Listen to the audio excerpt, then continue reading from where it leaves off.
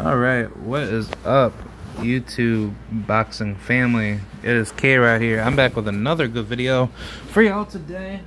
I wanted to make this video to congratulate Mr. Jermell Charlo defeating Brian Castano.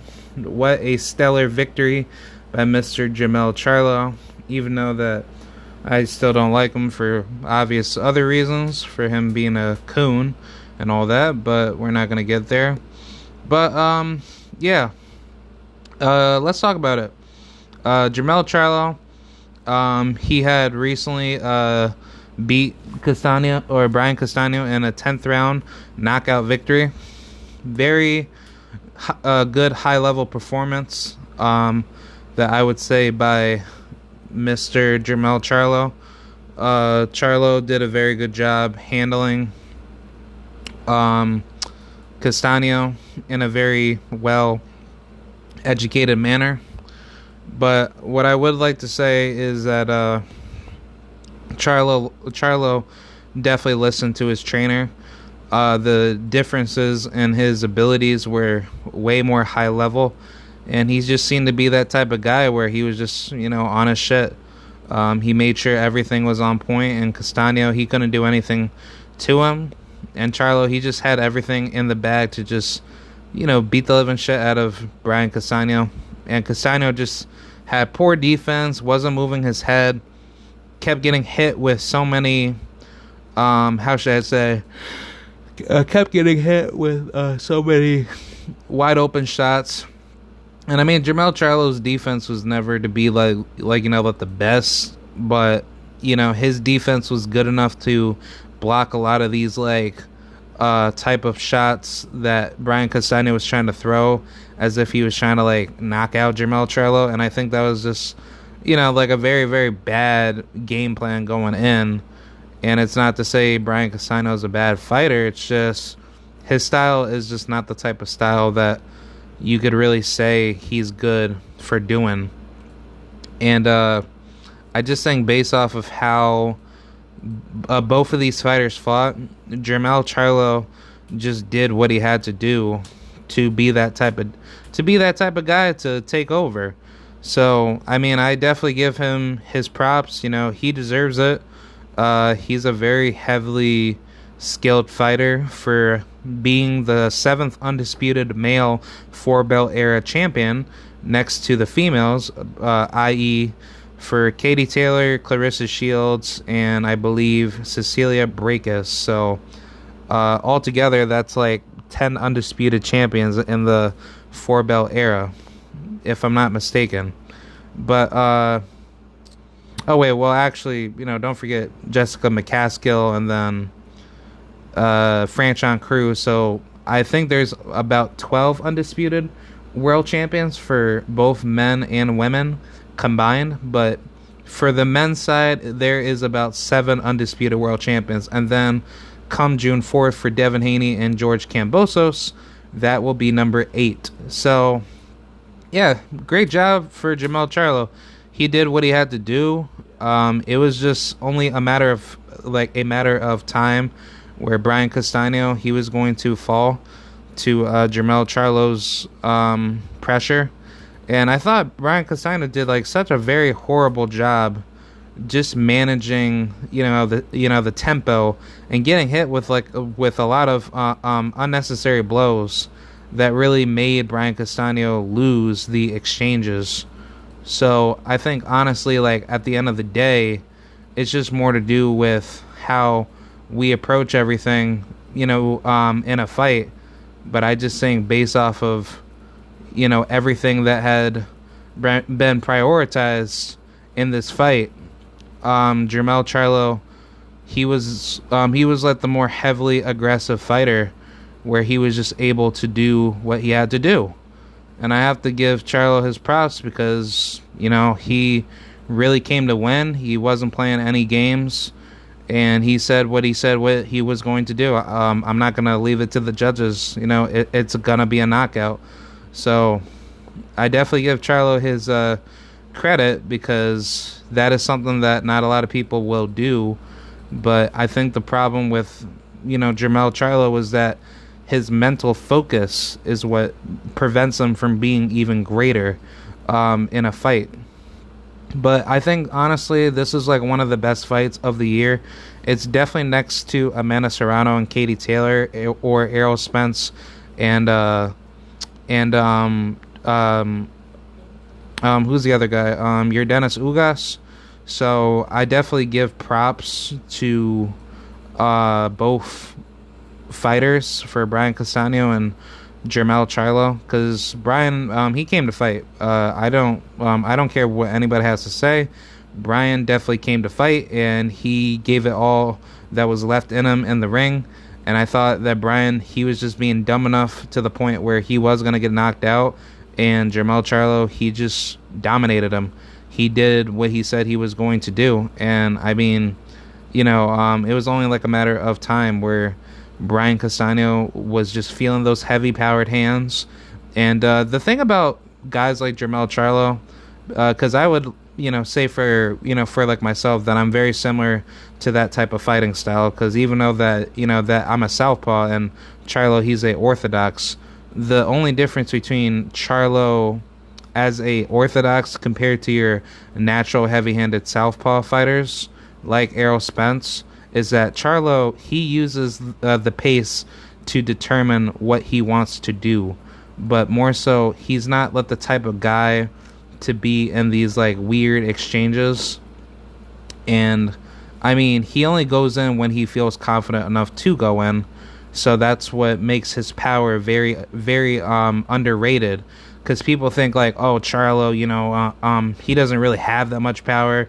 Look at all the top guys that he's ever fought. He's only gotten like, knockouts over guys that can't even take a punch. But, that's obviously not true because, Jermell Charlo, like based off of like the resume that he's beat, like a Tony Harrison, Jason Rosario, and who else?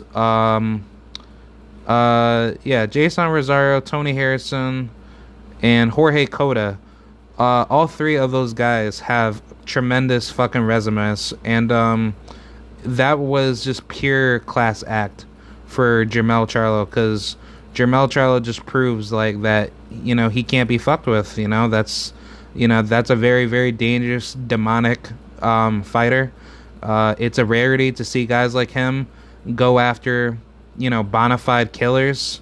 I mean, Charlo technically had, been on literally a 3-fight winning streak, or 3-fight knockout streak, if I'm not mistaken, leading up to Brian Castano, which will be a 4-fight knockout streak. But yeah, Charlo's fucking resume is just ultra stacked. He doesn't really have that much left to really show to you why he is at the best at 154 pounds. But I think what really stood out in this fight was that Brian Castano, he left everything in the ring, and the amount of gratitude he gave in respect to Jermell Charlo, that just shows why boxing needs to be marketized in a way where the best are always constantly fighting each other. Because the level of, intensity that fight brought, to the build-up and the rematch was just very memorable. And, that's how natural rivalry should be, because, you have bad blood up against somebody that you think that you're better than him or her. So therefore, that is all part of the fight game, where everybody should equally have their opportunity to be the best. But here's my biggest issue. When you have assholes that are cheaters in boxing that will use that as political fuel to make themselves known in the sport for basically being a dirty piece of shit, then that's where the sport itself is, drastically failed. And I will probably have to just say boxing will never get any better if people do not call for the safety and the fair justice of the greatness in the sport. Because I truly believe guys like Jermell Charlo, he would have been undisputed already if he hadn't been frozen out throughout the years with him trying to get all to get all the best names that he wanted to fight. And obviously the sanction bodies is the biggest issue, because matchmaking is such a pain in the ass to try to get all the big names to fight you. But it's, obviously a business, political issue. But Jermell Charlo, he went up against all the odds. I had a very dark feeling inside the back of my head to think that Jermell Charlo was going to lose this fight, simply because, he might get back into those mental lapses once again. And I thought that, knowing that the fight was in Carson, California, Jermell Charlo was very well going to use any opportunity to try to beat Castaño to knock him out. But if it ever went to the scorecards, I thought Charlo was going to get robbed, honestly. I didn't think Charlo had a shot to really beat Castaño on the cards, in which I knew Charlo was going to beat him. And Charlo, he used tremendous pure boxing IQ. He gave Castaño a boxing lesson, but he gave Castaño a lot of trouble. And that's something that I like out of Charlo, because Charlo, he's just a very rare breed type of fighter, where normally guys who are boxer punchers really either have great skills in punching and not so great skills in boxing. But as far as Charlo's boxing ability, his boxing ability is definitely there. It's just that when he's focused in the ring, there's a whole different Charlo, especially in rematches, because Charlo, he has proven that, knowing that you think you can beat him, in a potential matchup that you think you can exploit out of them, Charlo just comes out in a whole different demonic mindset, where he just exposes you and he beats the living crap out of you. And the most dangerous part about Charlo is that he figures you out a lot quicker, because he knows how you fight after that first fight. But see, now, even in fights where Charlo is very unsure if he's not going to win, he still manages himself properly to be that type of dude to actually try to win.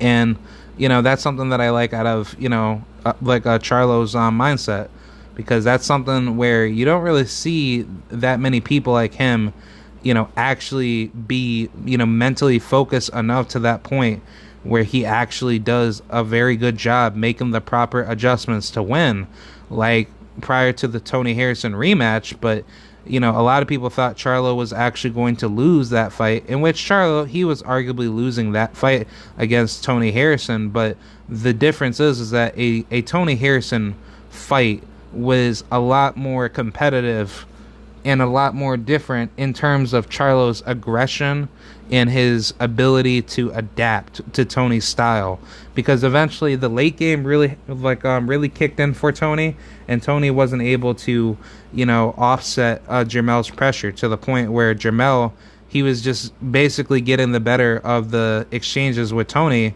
and Tony, he was just basically gassed out in the later rounds, where Charlo hit him with some really, really mean shit, and eventually the fight just got very, very one-sided, where Charlo had the amount of pressure that he was able to bring to Tony Harrison, to which Tony Harrison, he did a very good job outboxing Charlo, frustrating him, hitting him with some really, really mean shots.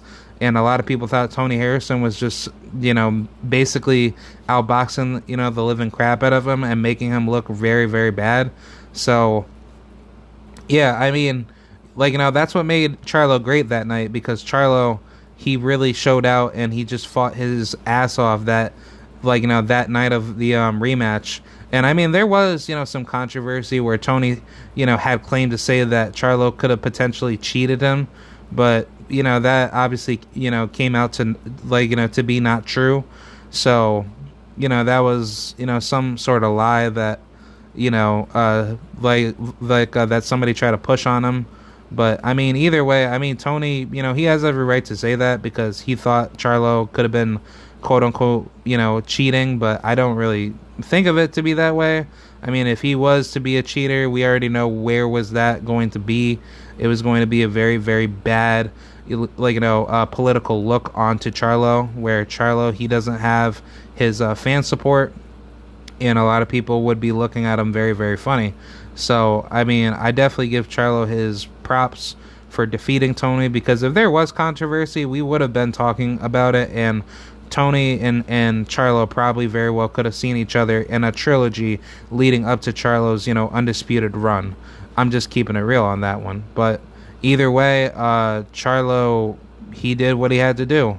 I mean, he beat the best, he fought the best, and he did what any other fighter would do. So, I mean, I give Charlo all of his props, and I just find it very, very interesting that Charlo really came out to fight against Castaño and made Castaño work for every single opportunity, because it's not easy to do stuff like that where you want to put yourself in that position to be the to be the baddest man in your division in boxing. And I just think those type of people are such a rarity, because not a lot of fighters, in this current age generation want to surrender their undefeated record to to potentially be beat, because it's what Floyd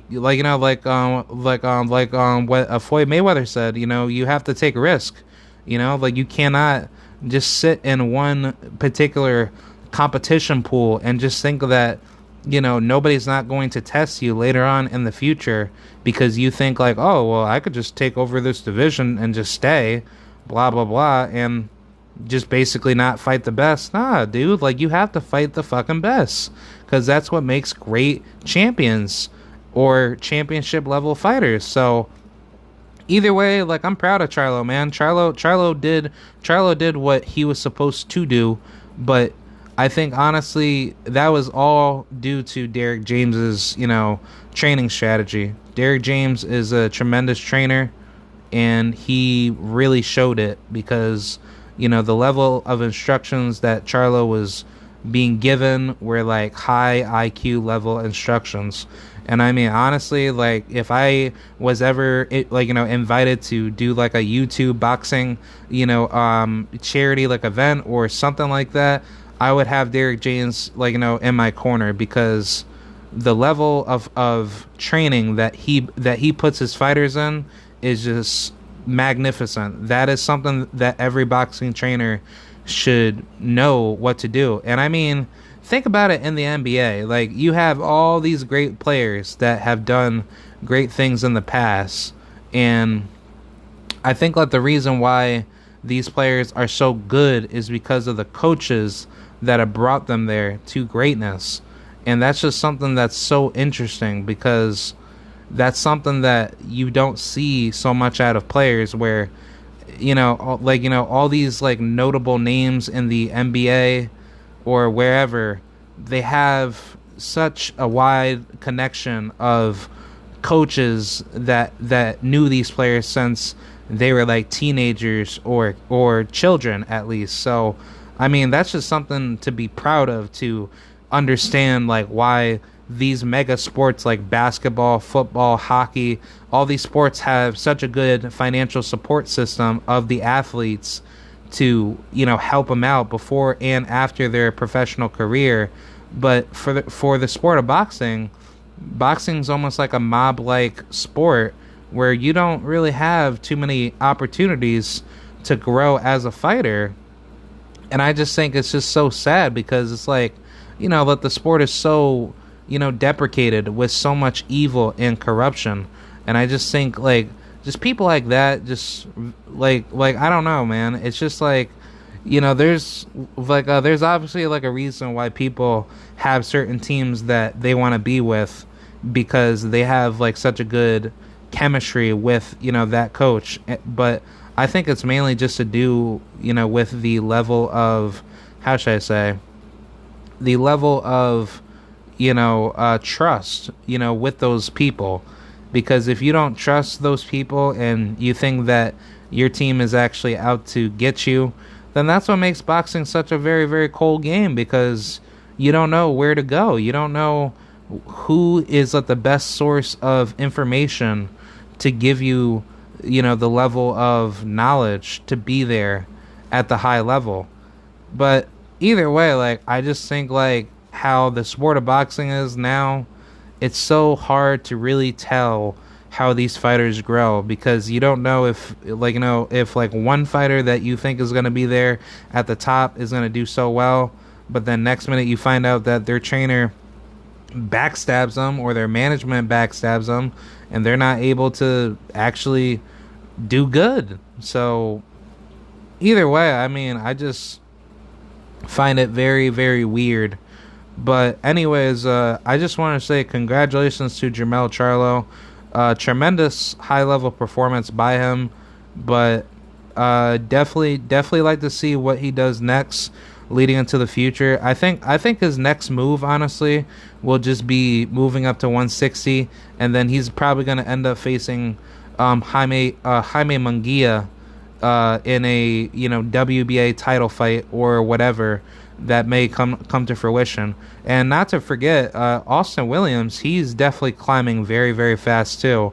So don't be surprised if Austin Williams and Jermell Charlo see each other, because that's very well going to end up like a Lubin versus Charlo 2.0 type of fight, which I don't say Austin is like Lubin by any means necessary, but I just think based off of, the amount of, high level pressure that Charlo is going to get from a fighter like Austin Williams, that's going to be like a fight where people are going to say, oh man, like, you're running away from Austin Williams, man, blah blah blah. Because Austin Williams, he's like a mini EJ, mixed with like a Tommy Hearns type of fighter. He's like so super skilled at like what he does. And like, I like watching him fight because he could definitely fight his ass off. But I think what the biggest thing about him is that Austin Williams, he works hard for what he does. So I mean, I personally have to give him his credibility, because he's just that type of dude where he doesn't back down from a challenge, and Austin wants to be great. So that's something that I have to give him his props for.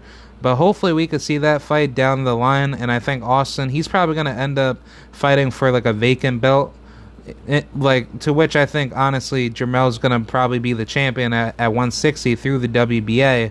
But if he doesn't want to do that and just try to go through like the WBC or whatever, Austin Williams will very well see Jermell Charlo. I am definitely calling that, for sure. But either way, I think that's pretty much it. I want to say thank you guys for watching this video. More content out on the way, and I will see you guys very, very soon in the next one. Alright, I'll see you guys later. Goodbye.